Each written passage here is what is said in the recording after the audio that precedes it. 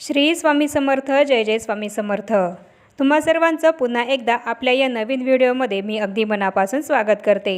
या आधीच्या व्हिडिओमध्ये म्हणजे काल जो व्हिडिओ मी आपल्या या चॅनलवर अपलोड केला आहे त्या व्हिडिओमध्ये मी तुम्हाला संपूर्ण माहिती दिली आहे की आपल्या घरी जर स्वामी समर्थ महाराजांची मूर्ती असेल किंवा फोटो असेल तर आपल्याला कोणत्या चुका या करायच्या नाही आहेत, जेणेकरून स्वामी समर्थ महाराजांची संपूर्ण कृपा ही आपल्याला प्राप्त होईल आणि आपण जी स्वामींची सेवा करू त्याचा आशीर्वाद हा आपल्याला मिळेल, त्याचे फळ हे आपल्याला मिळेल.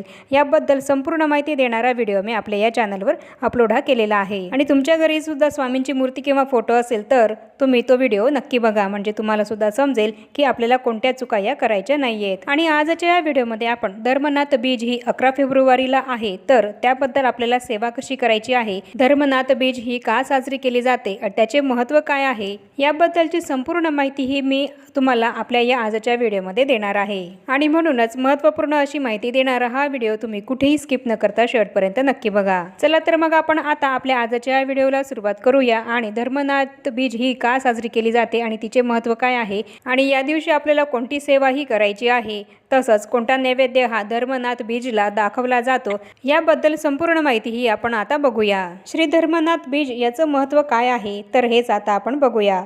माघ महिन्यातील द्वितीया जिला धर्मनाथ बीज असे म्हणतात. माघ महिन्यातील द्वितीया तिथीला धर्मनाथ बीज असं म्हणतात आणि याच दिवशी ही धर्मनाथ बीज ही साजरी केली जात असते. या तिथीला नाथपंथामध्ये विशेष महत्त्व आहे. याच तिथीला याच दिवशी श्री गोरक्षनाथांनी धर्मनाथास अनुग्रह देऊन दीक्षा दिली आणि त्यावेळेस सर्व देवी देवतांना सुद्धा आमंत्रित हे केले होते. त्याचप्रमाणे प्रयाग क्षेत्रातील सर्व नगरवासी लोकांचाही मोठा मेळा हा जमला होता आणि या दिवशीच भव्य अन्नदान हे झाले होते आणि श्री गोरक्षनाथांनी आपल्या हातांनी सर्वांना प्रसाद हा दिला होता. यामुळे सर्वांना अतिशय आनंद झाला आणि सर्व देवांसह सर्वांनी दरसाल असाच उत्सव होऊन प्रसाद मिळावा अशी इच्छाही प्रकट केली आणि त्यामुळे तेव्हापासून श्री गोरक्षनाथ धर्मनाथ बीजेचा उत्सव हा प्रतिवर्षी करण्याची त्रिविक्रमास आज्ञा दिली आणि तेव्हा सर्वांना आनंद झाला आणि दरवर्षी या दिवशी उत्सव हा होऊ लागला.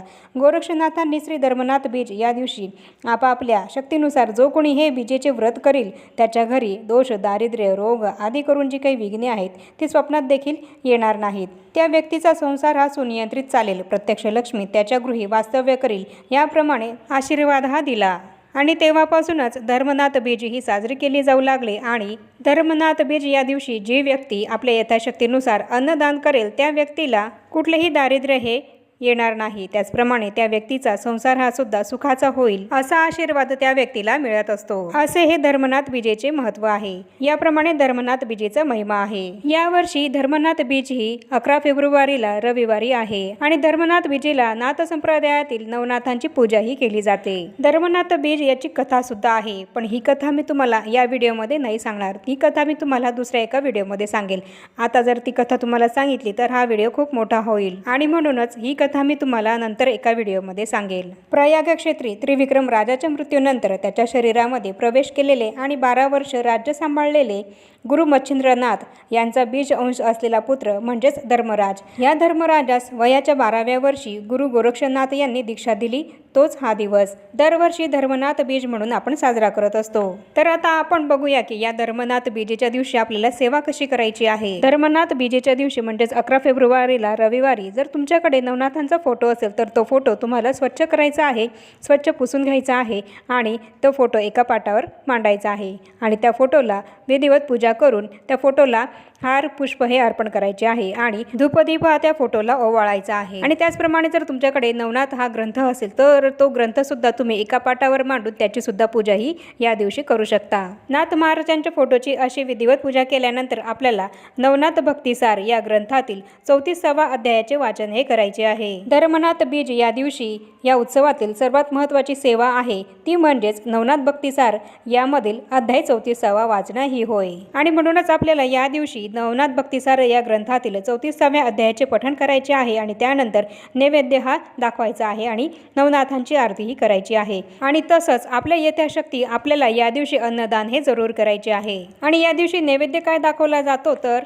या दिवशी नवनाथांना ज्वारीच्या पिठाचे आंबील, घेवड्याची भाजी, हरभऱ्याच्या घोगऱ्या, मलिदा, उडीद डाळीचे वडे इत्यादी नैवेद्य हा दाखवला जात असतो. तर यापैकी तुम्हाला जो काही नैवेद्य हा दाखवायला शक्य होईल तो तुम्ही जरूर दाखवा आणि तुमच्या यथाशक्ती अन्नदान हे या दिवशी नक्कीच करा.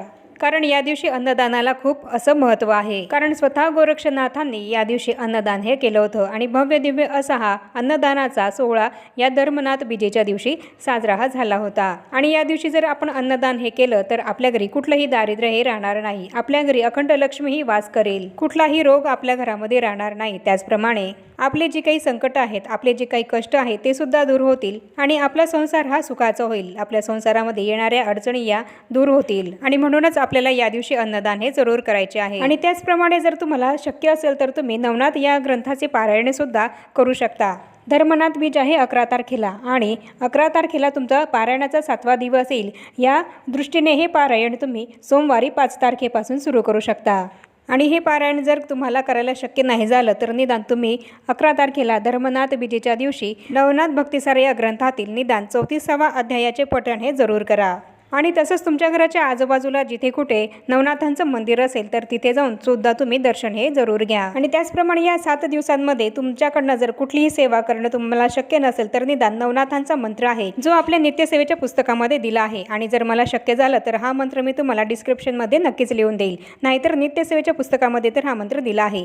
या मंत्राची सुद्धा तुम्ही 7 दिवस 1 माळ अगदी रोज न चुकता करू शकता। किंवा ओम श्री चैतन्य गोरक्षाय नमः या मंत्राची सुद्धा तुम्ही 1 माळ या 7 दिवसांमध्ये जरी केली तरी सुद्धा तुमची खूप सेवा ही या धर्मनाथ बीजेला होऊन जाईल। तर याप्रमाणे ही सेवा तुम्हाला धर्मनाथ बीजेच्या सोहळ्यानिमित्त करायची आहे। धर्मनाथ बीजे या सोहळ्यानिमित्त या सप्ताहामध्ये जर तुम्ही 7 दिवस 1 माळ जर या मंत्राची केली तरी सुद्धा तुमची खूप सेवा होईल। आणि या सप्ताहामध्ये आपल्याला नवनाथांचं खूप नामस्मरण हे करायचं आहे, कारण स्वतः गोरक्षनाथांनी सांगितले आहे की जो कोणी यथाशक्ती या द्वितीयेच्या दिवशी दानधर्म करेल, पुण्य करेल आणि या धर्मनाथ बीजेच्या सोहळ्यानिमित्त जो कोणी नवनाथांचं नामस्मरण करेल, त्याचप्रमाणे दानधर्म करून पुण्य करेल, त्याचे सर्वतोपरी नाथ हे कल्याण करतील, त्याचे घरी सुख शांती संपदाही नांदू लागेल आणि त्याचे मार्ग हे सुकर होतील, त्याच्या आयुष्यामध्ये ज्या काही अडचणी या येतील त्या दूर होतील असे सांगितले आहे। आणि जर समजा तुमच्याकडनं कुठली सेवा जरी नाही झाली तर तुम्हाला निदान या दिवशी दानधर्म हा तुमच्या यथाशक्ती करायचा आहे। तुमच्या यथाशक्ती अन्नदान हे तुम्हाला जरूर करायचे आहे। यामध्ये तुम्ही लहान मुलांना सुद्धा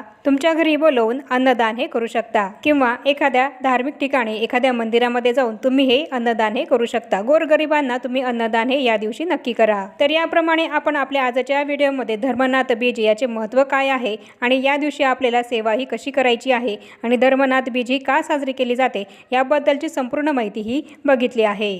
आणि आपल्याला सर्वांना धर्मनाथ बीज या दिवशी मी जी काही तुम्हाला सेवा सांगितली आहे ती सेवा ही नक्कीच करायची आहे। आणि आता या छोट्याशा माहितीसोबत आपण आपला आजचा हा व्हिडिओ इथेच थांबूया। चॅनलवर जर पहिल्यांदाच आला असाल तर चॅनलला जरूर सबस्क्राईब करा आणि या व्हिडिओला जास्तीत जास्त लाईक आणि शेअर सुद्धा करा, म्हणजेच ही माहिती इतरांपर्यंत सुद्धा पोहोचेल आणि त्यांच्याकडनं सुद्धा सेवा होईल। आणि भेटूया पुन्हा अशाच नवीन एका माहितीपूर्ण आणि महत्त्वपूर्ण व्हिडिओसोबत। तोपर्यंत सर्वांना श्री स्वामी समर्थ।